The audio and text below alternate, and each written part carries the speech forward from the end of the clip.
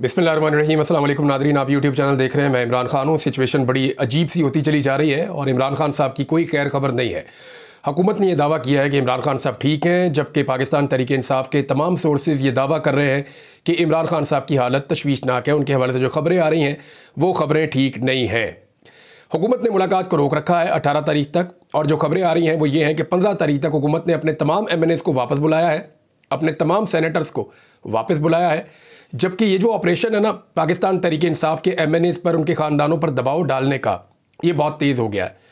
यानी मैं आपको इन्फॉर्मेशन देता हूँ, लाहौर में पाकिस्तान तहरीक इंसाफ के एक MNA मौजूद है और उनको पकड़ने के लिए बाकायदा DIG रैंक के एक ऑफिसर ने एक ख़ास विंग है पुलिस का, उसको जो है वो हदायत जारी की और कहा गया कि फ़लाँ जगह पे आप पहुँच जाएँ और वहाँ पे घेरा डला हुआ है गुज़िश्ता 2-3 दिनों से और इंटेलिजेंस इसके ऊपर काम कर रही है, तो आपने वहाँ पे मौजूद रहना है। जैसे ही ज़रूरत पड़े तो आपने उनको असिस्ट करना है। अब वो जो MNA हैं वो अपने घर के अंदर मौजूद है। उन MNA से रब्ता हुआ पार्टी के ज़राए का, तो उन्होंने ये बताया कि जी मैं अपनी पार्टी के साथ खड़ा हूँ, अगर मुझे ये उठाकर भी ले जाएंगे, मुझे अगर अगवा भी कर लिया जाएगा, लेकिन जिस वक्त मुझे असेंबली में पेश करेंगे वोट डालने के लिए, तो मैं इमरान खान का नारा बुलंद करूँगा और मैं किसी सूरत भी इमरान खान से गद्दारी और दगा नहीं करूँगा। ये MNA बड़ी उम्र के हैं, लेकिन इन्होंने बड़ी मजबूती शो की है अब तक, और इससे पहले ये अगवा भी हो चुके हैं।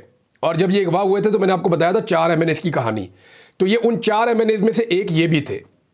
और उस वक्त भी इन्होंने ये फैसला किया था कि इमरान खान की मंशा के ख़िलाफ़ ये किसी सूरत वोट नहीं डालेंगे। अभी पार्टी जो है वो ये कह रही है कि अगर आपको किसी किस्म की सपोर्ट चाहिए तो हम आपको यहाँ से निकालते हैं, कोशिश करते हैं। और इनके घर के गिर्द जो है वो घेरा पड़ा हुआ है, पहरा लगा हुआ है, तो वो कहते हैं जी मुझे इस बात का पता है कि मेरे साथ क्या किया जा रहा है। और उनकी उम्र भी ज़्यादा है, तो ऐसी सूरत हाल में वो ज़्यादा लड़ाई या प्रेशर शायद बर्दाश्त भी नहीं कर सकते, लेकिन वो इमरान खान के साथ खड़े हैं। ये मैं आपको एक मिसाल दे रहा हूँ। अब ज़रा मुबीन आरिफ जट, जिन्होंने खुर्रम दस्तगीर को गुजरावाला में शिकस्त दी थी, उनको देख ले। या एक वड़ाइच साहब है, उनका डेरा तोड़ दिया है। एक और चौधरी साहब है, उनका डेरा भी तोड़ दिया है। जनूबी पंजाब में एक डेरा तोड़ दिया है, घर तबाह कर दिया है। तो लगातार निशाने इबरत बनाया जा रहा है, ख़ास तौर पे पंजाब के MNAs को, और इसमें पुलिस और पंजाब की हुकूमत सहूलतकारी का काम कर रही है। और जो भी उनको अहकामात दिए जाते हैं वो मैंने उसके ऊपर अमल दरामद करते हैं, ताकि आईनी तरमीम के लिए मैक्सिमम दबाव डाल के कुछ ना कुछ करके वोट पूरे किए जा सकें। फ़िलहाल वोट पूरे नहीं हो रहे, और ये मुझे इस तरह पता चल रहा है कि जिस किस्म की एक्टिविटीज़ हो रही हैं MNAs के घरों के बाहर, और जिस तरह वो में रिपोर्ट होती हैं, तो उससे पता चलता है कि ये बहुत ज़्यादा दबाव डालने के बावजूद अभी तक अपने वोट पूरे करने में कामयाब नहीं हुए। यानी ये कहा गया कि ये भी पार्लिमानी पार्टी बैठेगी और ये सारे इकट्ठे होंगे और फैसला करेंगे और आईनी तरमीम के लिए आगे बढ़ा जाएगा, लेकिन फिर पता चला कि वो कैंसिल हो गया है। और ये मामला अब कहा गया कि जो शंघाई ताउन तंजीम की समिट है उसके बाद पे ये मामला चला जाएगा। तो ये अजीबोगरीब एक सिनेरियो है। इसमें अब मैं आपको बता रहा था कि मुबीन आरिफ जट, उनके ख़ानदान के ऊपर इतना दबाव डाला गया, उनकी फैक्ट्री सील कर दी गई, फैक्ट्री के मुलाजमीन जो हैं चौकीदार तक गिरफ्तार कर लिए गए, उनके घरों के ऊपर छापे मारे गए, उनके जो फार्म हाउस है वहाँ से बंदे उठा लिए गए, वो भी बंद कर दिया गया। अब सूरत हाल ये है कि पूरा ख़ानदान दरबदर है। उनके जो रिश्तेदार हैं करीबी या दूर के, उनको भी दबाव में डाला जा रहा है। उनके वालिद से मेरी बात हुई, आरिफ हुसैन जट साहब से, वो बहुत परेशान थे। उन्होंने बल्कि कोई वीडियो बयान भी रिकॉर्ड कर रहे हैं, वो भी मंजर आम पे आ जाएगा। तो आरिफ हुसैन जट साहब जो है वो अपने पोते पोतियों को लेकर, छोटे बच्चों को लेकर वो दरबदर है। और मुबीन आरिफ जट जो है, जिन्होंने खुर्रम दस्तगीर को शिकस्त दी थी, और वो इस वक्त लापता है, उन्होंने अपने आप को गायब किया हुआ है, खुद वो साइड पे हुए। तो दबाव पूरे ख़ानदान पर डाला जा रहा है कि कुछ भी करे, एक वोट ही तो अपने आप से मांगा है। PTI में रहना चाहता है रहे, PTI का टिकट भी आइंदा इसको मिल जाएगा, हम कुछ ना कुछ करेंगे, लेकिन आप ये तरमीम में वोट डलवा दें। लेकिन मुबीन आरिफ जट जो है उसने इनकार कर दिया है और वो पाकिस्तान तहरीक इंसाफ के साथ कमिटमेंट के साथ खड़ा है। अब ये जब सारा सिनेरियो, इसमें उन्होंने आईनी तरमीम करनी है और इमरान खान से तब तक रब्ता रोकना है। इमरान खान से रब्ता रोकना बहुत ज़रूरी है, क्योंकि अगर इमरान खान से रब्ता हुआ तो वो नया लाया अमल देंगे। एक चीज़ मैं आपको बताऊँ, पाकिस्तान तहरीक इंसाफ की क़यादत के ऊपर लोग हमेशा से शक करते हैं, शुबा करते हैं, इल्ज़ामात लगाते हैं। मैं हमेशा एक मार्जिन रखता था, यानी मुझे हमेशा लगता था कि लोगों की मजबूरियाँ होती हैं, ज़रूरी नहीं कि आदमी कंप्रोमाइज़ हो। हर आदमी एक सतह से आगे जा नहीं सकता ना। कोई बेचारा लड़ सकता है, कोई नहीं लड़ सकता, कोई नारा लगा सकता है, कोई वो भी नहीं लगा सकता। कोई जो है आंसू गैस का फक्का खा सकता है, कोई नहीं भी खा सकता। कोई 4 डंडे खा सकता है, कोई 1 डंडा खा सकता है, कोई डंडा खा भी नहीं सकता। कोई ऐसा होता है जो आगे से डंडे मारता भी है। तो हर आदमी में फ़र्क होता है। तो ये मैं मार्जिन हमेशा रखता था, लेकिन कंप्रोमाइज़ होने का मतलब कुछ और होता है। कंप्रोमाइज़ होने का मतलब ये होता है कि आप मुझे ना छेड़ें, मैं आपके लिए थोड़ा बहुत मार्जिन क्रिएट करूँगा। यानी इसको अंदर काटते डील आप कहते हैं। यानी आप ये करते हैं कि मैं जनाब आपके अपोनेंट एक पॉलिटिकल पार्टी में ज़रूर हूँ, आपकी उस पॉलिटिकल पार्टी से या लीडरशिप से लड़ाई है, आप उनसे लड़ें, लेकिन मैं यहाँ पे मौजूद हूँ, मैं जितना हो सकेगा आपको सर्व कर दूंगा। मुझे मेरी इज्जत भी रहने दें, मुझे मेरा ओहदा भी रहने दें, मुझे मेरा मुकाम भी रहने दें, मुझे अपनी पार्टी में भी रहने दें, लेकिन जहाँ जहाँ आप फंसेंगे मैं आपको निकालूंगा, लेकिन उसके बदले में आप मुझे तकलीफ नहीं देंगे। ये पाकिस्तान तहरीक इंसाफ की लीडरशिप कंप्रोमाइज थी, ये बहुत सारे लोग कहते थे, लेकिन मैं इस पर बिलीव नहीं करता था, लेकिन अब दिखाई देना शुरू हो गया है। ख़ास तौर पे इंतज़ार हुसैन पंजूथा के मामले में पाकिस्तान तहरीक इंसाफ की लीडरशिप खामोश है। आपको पता है क्यों? मैं बताता हूँ। इंतज़ार हुसैन पंजूथा वो आदमी है जिसका कोई पॉलिटिकल स्टेक नहीं है, वो वैसे ही इमरान खान को पसंद करता है। मेरी जब उससे बात हुई तो उसने साफ कहा, उसने कहा जी मैं पॉलिटिक्स में आकर क्या करूँगा, मेरी अपनी अच्छी भली वकला की अपनी एक मेरी पहचान है वकीलों में, और मेरा अपना एक काम है, मेरा एक अपना करियर है, मैंने वो काम करना है, और जहाँ इतनी सारी लीडरशिप है वहाँ पे आकर मैं क्या करूँगा। मुझे तो सिर्फ इमरान खान का साथी इसलिए बनना था कि वो पाकिस्तान के लिए काम कर रहा था।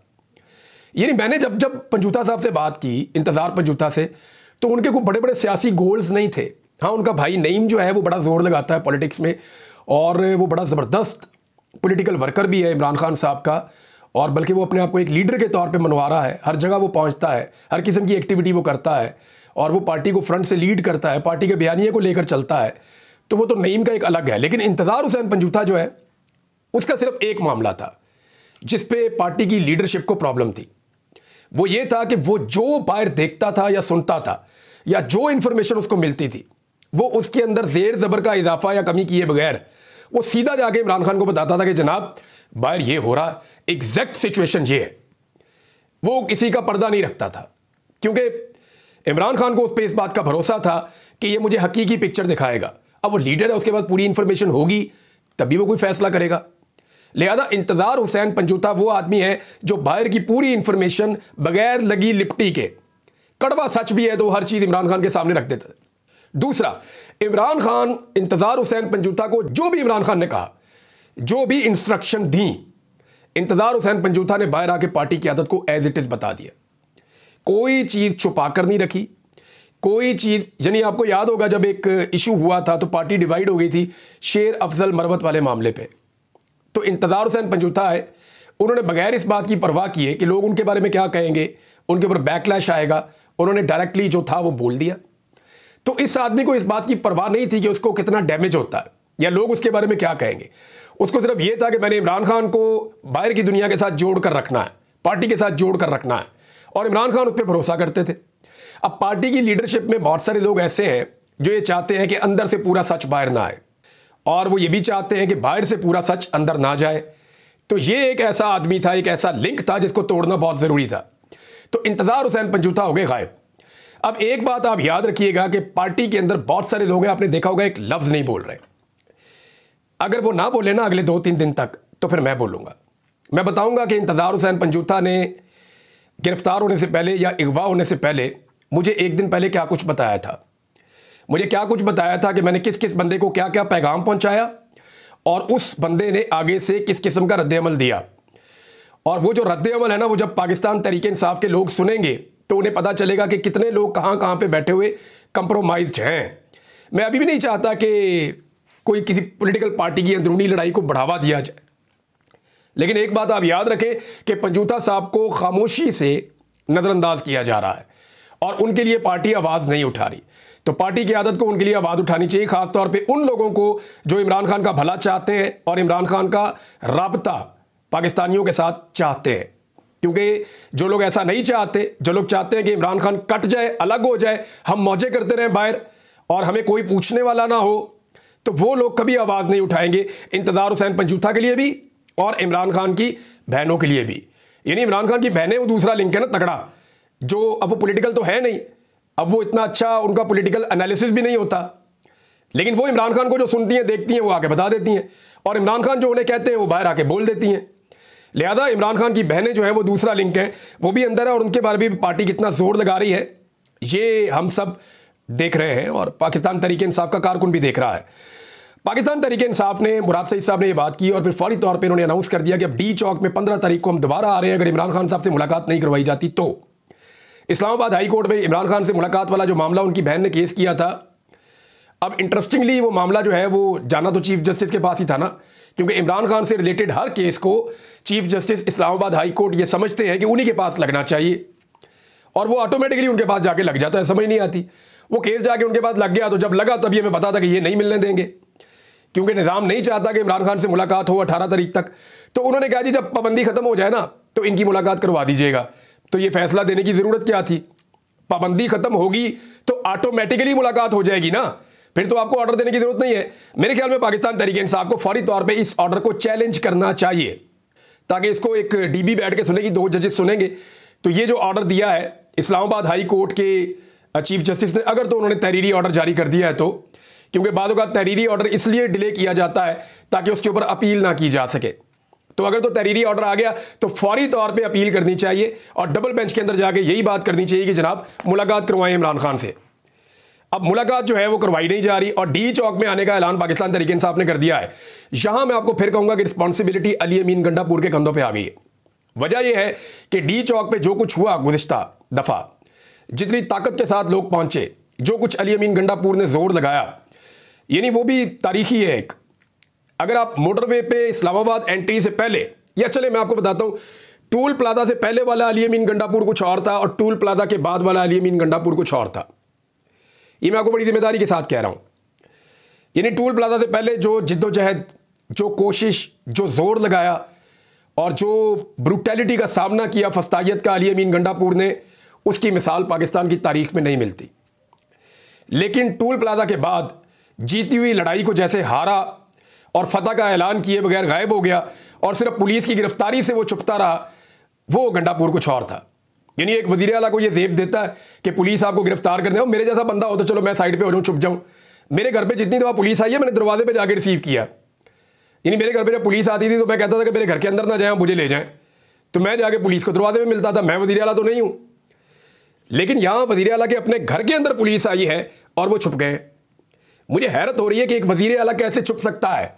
कोई आम आदमी तो नहीं है, कोई माजा साजा तो नहीं है, कोई गामा तो नहीं है, कोई अलिबे पेते तो नहीं है, कोई जैद और बकर तो नहीं है। भाई वजीर आला एक सूबे का, जब एक सूबे का वजीर आला है तो वो छुप कैसे सकता है पुलिस से? इसको तो चाहिए था पुलिस को आगे फेस करता और जो दरवाजा तोड़ रहा था उसके मुंह पे एक रैप्टा मारता रख के कि भाई तू दरवाजा क्यों तोड़ रहा है वजीर आला उसका, मुझे लेकर जाना, उठाकर लेकर जाओ, मैं देखता हूं तुम मुझे कैसे बंद करते हो। होना तो ये चाहिए था उसूलन, लेकिन मिस कैलकुलेट हो गया। आप यहां पे भी मैं मार्जिन दे देता हूं, जब तक इमरान खान साहब अपना मौक़िफ़ नहीं देते तब तक मार्जिन दे देते। लेकिन मामला यह है कि अब यह सारी लड़ाई अली अमीन गंडापुर के गले पड़ी है, क्योंकि पाकिस्तान तहरीक इंसाफ के वर्कर शदीद मायूस हैं, बहुत मायूस हैं। मैं आपको सीरियसली बता रहा हूं। वो इमरान खान को बाहर निकालना भी चाहते हैं, वो आईनी तरमीम को रोकना भी चाहते हैं, वो अदलिया के साथ खड़े भी होना चाहते हैं, वो सारा कुछ करना चाहते हैं। लेकिन जो पार्टी की क़यादत ने उनके साथ किया डी चौक में, उसके बाद उन्हें सख्त मायूसी है और वो ये सोच रहे हैं जब हमें लीड ही कोई नहीं कर रहा तो फिर हम क्या करें। इमरान खान जेल में, उनसे रब्ता नहीं हो पा रहा। अब या तो मुराद सईद को निकालें और लाकर उन्हें कहें जी सामने आ जाओ। मुराद सईद का प्रॉब्लम आप सबको पता है। 3 बंदे हैं जिन्हें इमरान खान साहब ने कैटेगोरिकली मना किया है कि आप लोगों ने सामने नहीं आना। नंबर 1 मुराद सईद, वो इसलिए कि इमरान खान को इस बात का पता है कि मुराद सईद को पकड़ेंगे और मुराद सईद पे बदतरीन टॉर्चर भी कर सकते हैं और मुराद सईद को शायद मारा भी जा सकता है। ये उनकी पार्टी के लोग भी कहते हैं। और मुराद सईद को अगर इन्होंने पकड़ लिया तो मुराद सईद को एक लिंक बनाएंगे इमरान खान साहब को संगीन मुकदमात में फंसाने के लिए। तो इसलिए इमरान खान साहब की हदायत पे मुराद सईद सामने नहीं आता। नंबर 2 कासिम सूरी। कासिम सूरी वो आदमी है, सच बोलना चाहिए, कि जब असद कैसर साहब ने इनकार कर दिया था इमरान खान साहब को कि जनाब मैं ये नहीं कर सकता, तो फिर कासिम सूरी ने वो किया था और उस वक्त कासिम सूरी ने फैसला सुनाया था और एक रूलिंग दी थी कौमी असम्बली में। ये रूलिंग जो है असद कैसर साहब को देनी चाहिए थी, लेकिन वो उन्होंने नहीं दी ना, वो पीछे हट गए। लेकिन कासिम सूरी ने कहा मैं खान साहब आपके साथ खड़ा हूं, उन्होंने जाके रूलिंग दे दी। उस रूलिंग की बुनियाद पे आज भी इमरान खान साहब को जो है वो गद्दारी का और आइन से गद्दारी का मुकदमा उन पर बनाने की बार बार कोशिश की जाती है। तो उसमें कासिम सूरी को पकड़ के रगड़ा दे के और कोशिश की जाएगी कि इसमें इमरान खान साहब को फंसाया जाए। तो ये दूसरा आदमी है जिसको इमरान खान साहब कहते हैं कि मंजर आम पे बिल्कुल नहीं आना, यानी इनका कंट्रीब्यूशन यही है कि ये सामने ना आए। लेकिन कासिम सूरी पहले पाकिस्तान में थे, फिर अमेरिका में चले गए हैं। वो अभी भी एक्टिविटीज़ कर रहे हैं, वो अपनी पॉलिटिकल पार्टीज के लिए आवाज़ उठा रहे हैं। उनके सारे घर वालों को भी गिरफ्तार कर लिया, उनकी जो प्रॉपर्टी है उस पर भी कब्जा कर लिया, उनका जो कारोबार है वो भी बंद कर दिया। तो कासिम सूरी को तो इन्होंने निशाने इबरत बनाया। इसी तरह मुराद सईद के घर वालों के साथ भी हुआ। मुराद सईद को बहुत लैंडलॉर्ड तो नहीं था, कोई बहुत अमीर आदमी तो नहीं था, लेकिन इसके बावजूद जो कुछ भी था उन्होंने सेक्रीफाइस किया है, उनकी फैमिली को बहुत अजियत का निशाना बनाया है। इसी तरह कासिम सूरी की फैमिली को लगातार अभी तक अजियत का निशाना बनाया जा रहा है, उनके जानने वालों को भी। लेकिन कासिम सूरी को भी ये था कि अगर कासिम सूरी पकड़ा गया तो इमरान खान को एक नए मामले में लपेटा जाएगा। लिहाजा इमरान खान की इंस्ट्रक्शन पे उन्होंने भी गिरफ्तारी देने से गुरेज किया और वो रूपोश हो गए। लेकिन जब वो रूपोश थे तो वो कुछ कर नहीं पा रहे थे, फिर वो अमेरिका चले गए। वहाँ जाके वो एक्टिविटीज़ में हिस्सा लेते हैं, पॉलिटिकल एक्टिविटीज़ में, और ना सिर्फ पॉलिटिकल एक्टिविटीज़ में बल्कि पार्टी के जो फैसले हैं उनके अंदर वो कमेटी में शामिल है और उन फैसलों का एक हिस्सा भी हैं। जुल्फी बुखारी, इनको भी इमरान खान साहब ने रोका कि आपने गिरफ्तारी नहीं देनी और आपने गिरफ्तार नहीं होना, क्योंकि इसको भी पकड़ के इमरान खान के खिलाफ कोशिश की जानी थी कि मुख्तलिफ मुकदमात में मुलविस किया जाए। जुल्फी बुखारी का भी यहाँ पे यही हुआ, जो उनकी आबाई ज़मीन है वो सारी कब्जा कर ली गई, उसके ऊपर जो है वो हर चीज़ जब्त कर ली गई और उनके ऊपर मुकदमात बनाए गए। लेकिन यही जुल्फी बुखारी है जो पाकिस्तान से बाहर रहकर इमरान खान के ज़्यादा काम आए। यानी वहाँ इन्होंने बहुत सारे मामला संभाले, यानी यूएन के अंदर जो हुआ, आलमी सतह पे मुख्तलिफ मुल्कों में जो करारदादें आई, जो कुछ यूनाइटेड स्टेट्स में हुआ, जो कुछ यूएन में हुआ, अक़वाम मुत्तहिदा में हुआ, जो इस वक्त बरतानिया में हो रहा है, जो कनाडा में हो रहा है, तो ये सारा का सारा मामला आलमी सतह पे इमरान खान साहब के केस को जो उठाया है वो जुल्फी बुखारी ने उठाया और उसकी कीमत भी अदा की है। तो ये तीन आदमी मैं आपको कैटेगरिकली बता रहा हूँ, इनको तो इमरान खान साहब चाहते ही नहीं है कि ये सामने आए और गिरफ्तार हो। तो बात कहाँ से चली और कहाँ तक पहुँच गई। लेकिन अब मामला ये है कि लीड कौन करेगा। क्या अली अमीन गंडापुर साहब दोबारा आएंगे तो लोग उनके साथ आएंगे और उस तरीके से आएंगे डी चौक के लिए, ये एक बड़ा सवाल है। गंडापुर ने कहा था मैं दोबारा आऊँगा। अब अगर इमरान खान को नहीं मिलाया जाता तो क्या 14 तारीख को गंडापुर वंस अगेन या 15 तारीख को दोबारा से गंडापुर साहब, ये बड़ा इम्तिहान है उनके लिए, एक बड़ा काफिला लेकर खैबर पख्तूनख्वा से दोबारा डी चौक के लिए निकलेंगे। कुछ लोग ये कह रहे हैं कि गारंटी दे दी गई है कि अब पाकिस्तान तहरीक इंसाफ इस्लामाबाद नहीं आएगी। तो क्या वाकई कोई ऐसी गारंटी दी गई है? ये बड़े सवाल आते हैं, इनके जवाब हमें आने वाले दिनों में मिलेंगे। आईनी तरमीम के लिए जितना जोर लगाया जा रहा है ये आप सब अच्छी तरह जानते हैं। कुछ लोग ये कह रहे हैं कि शायद कोई तरीके तो एतमाद पेश कर दी जाएगी ताकि हफ्ता 10 दिन जो है वो डिले में चला जाए मामला और कादी फायदी सारे रिटायर हो जाए इस बीच में। तो मैं आपको ये भी बता देता हूँ, लेकिन अगले वीलॉग में ज़रा तफसील से बताता हूँ। टाइम जो है वो बहुत कम रह गया है। सियासी कमेटी ने जो है वो फैसला किया है और वो ये है कि 15 तारीख को पाकिस्तान तहरीक इंसाफ दोबारा डी चौक की तरफ निकलेगी और इसलिए पंजाब के जो एहतजाज हैं वो कैंसिल कर दिए गए हैं, जबकि 26वीं आईनी तरमीम का जो डाटा है वो पेश कर दिया गया है, हुकूमत ने पेश कर दिया है। फजलुर रहमान साहब ये कह रहे हैं कि कमेटी में चीज़ें आ गई हैं। लेट्स सी वहाँ क्या होता है। अब तक के लिए इतने, अपना ख्याल रखिएगा, अपने चैनल का भी। अल्लाह हाफ़िज़।